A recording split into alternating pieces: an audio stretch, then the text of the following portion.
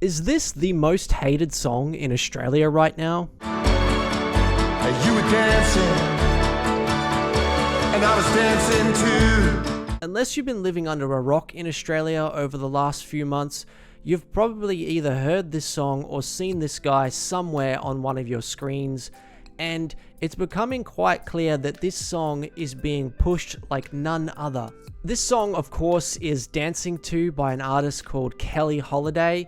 You may also recognize him and some of his other music from another project called Peking Duck, but he has shot onto the Australian music scene in a big way this year, and it's caused a lot of ruckus on internet forums, especially the Triple J Reddit page, which in my opinion is the hub for Australian music discussion on the internet. See, a lot of the discussion around Keli Holiday and this song, or his actual name Adam Hyde, is about how much people dislike it, but it's interesting to see such a positive narrative in the mainstream as it's pushing his song forward there. So why is this song so divisive, and why is it getting so much hate? But before I get into it, thanks for coming back to my channel. It's Liam from Solitude here. If you haven't already, please like and subscribe if you want to see more about Australian music in the future. So I'll give you my first impression of this song when I heard it initially, and overall I'd have to say that I thought it was pretty fun. I think I was quite neutral on it. It didn't really jump out to me a whole lot, but I did see the appeal in it. It has that big crescendo ending and quite a nice build up there, and I get why some people would like it. I instantly recognized some of the influences there. Gang of Youths stood out to me as a big influence, and of course LCD Sound System. Now this is probably the first criticism that people jump on with this song if you are a bit of a music nerd, because really, if you listen closely, you can hear that influence with LCD Sound System, especially the song All My Friends, really strong in there. The song structures are quite similar, the feel is quite similar. Here's a listen to that song if you haven't heard it before. That's how it starts. I'd also say another song that it reminds me of quite a lot is Blood Buzz Ohio by The National. Stand up straight at the foot of your love.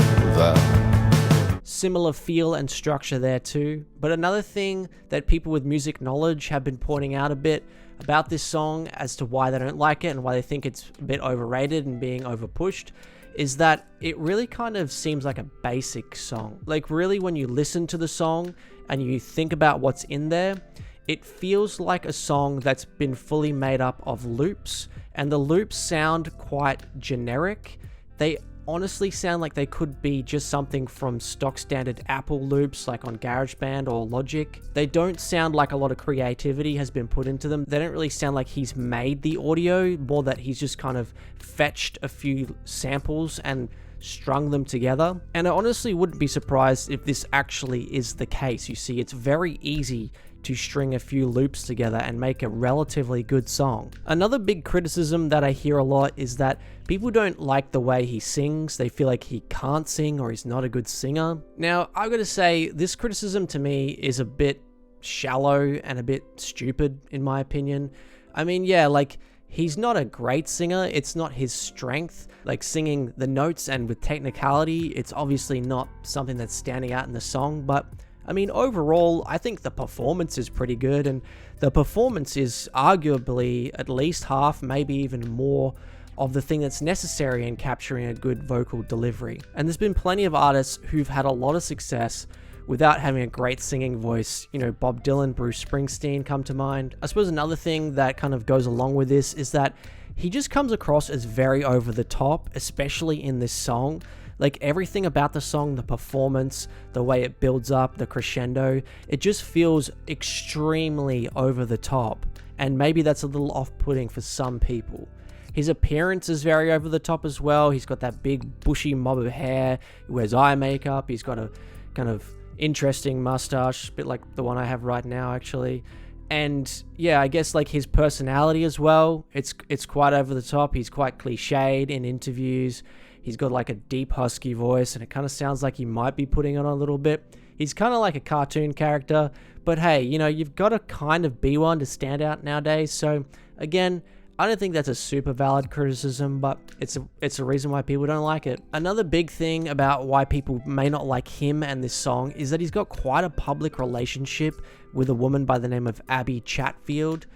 Now, this is another character who you'd probably have to be living under a rock in Australia or never go on the internet if you haven't heard about this woman. She rose to prominence over the last 5 to 10 years.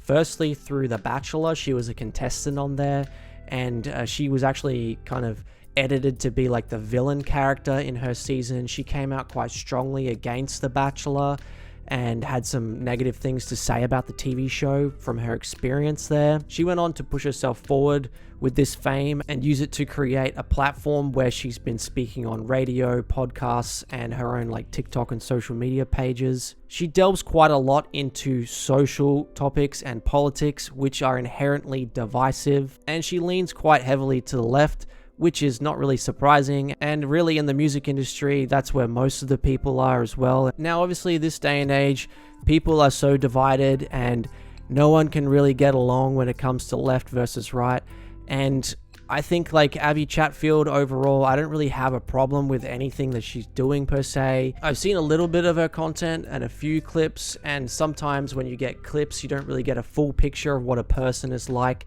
but I'd have to say that she comes across to me like she is a little bit cringe, if I'm being honest. So I can see why she's extremely divisive, and Adam Hyde or Keli Holiday, he really backs her up a lot, and he kind of gets involved in some of these conversations sometimes. And yeah, I could see why, you know, some people obviously on the right would not like him and be triggered. But I mean, at the end of the day, like, they're just giving into the bait of being provoked. So again, another one that I don't think is a valid criticism, but hey, another reason why people don't like him. But the biggest thing for me, and I think it's probably hard for some people to realize or articulate why they are not really enjoying this song and not really enjoying seeing this guy pop up all the time, is because it's just becoming extremely oversaturated. And this day and age in 2025, for that to happen, it's actually kind of surprising. Yes, I know we have plenty of like TikTok songs which become oversaturated with their little dance and things like that,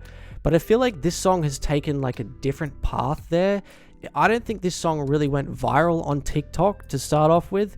It kind of just came through this mainstream push direction, and it's just been seemingly shoved down our throats. I mean, look at all these mainstream appearances that Adam's been doing over the last couple of months. The ARIA Awards,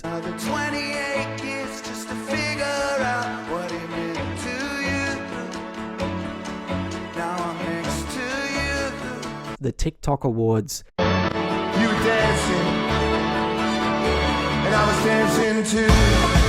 The AFLW Grand Final, Like a Version, I was looking for the kingdom of clowns and fools till I saw your face in that crowded room. and the Spotify AU promotions. And I share a J. Now we're talking. Spin some Ks.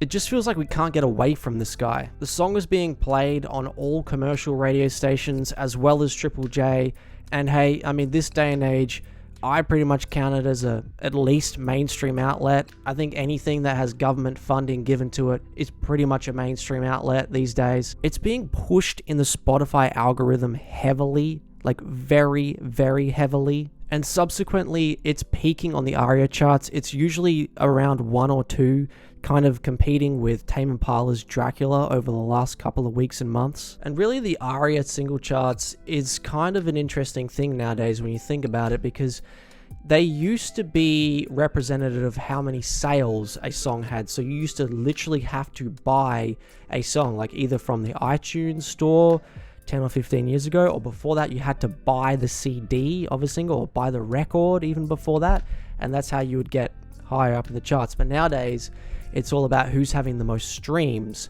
So I think that this ARIA chart, the ARIA singles chart, is a little bit deceptive because streams can actually be bought nowadays. Yes, the Wizard of Oz has been taken from behind the curtain, and we have been given the information from Spotify themselves that yes, there is a payola element to getting your song in the algorithm.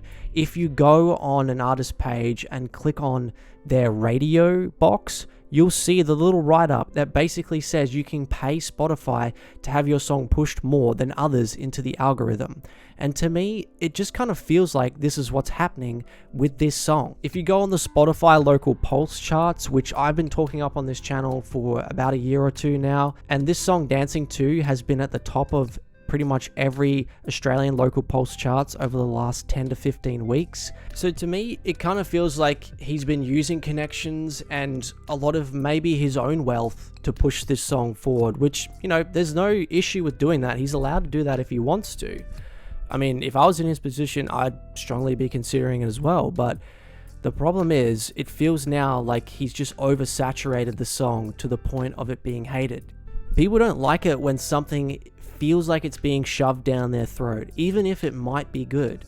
And I guess because of all those other reasons that I listed off before, it just means that like people are getting a very negative response from the oversaturation. It's even been so oversaturated now that it's getting parodied, and I saw a couple of these Elliot Loney videos pop up where he's done a pretty funny job of impersonating the guy and being a little crude, but hey, they were jokes and they were funny. Oh, fuck.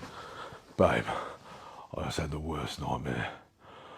I dreamt that I just gave a high five to a straight white male. Overall, the whole situation seems, in my opinion, just very inorganic, and I think that's the problem. It's like, Australians, in my opinion, we don't like it when people fake it. The great test really will be to see how high this song, or if it does come in the hottest 100 this year of Triple J. I would assume it would probably be in there. I mean, the song has been pushed so much, it's going to be on people's minds. So I'll be very interested. I mean, it could make top 10, could be like 30 or 50.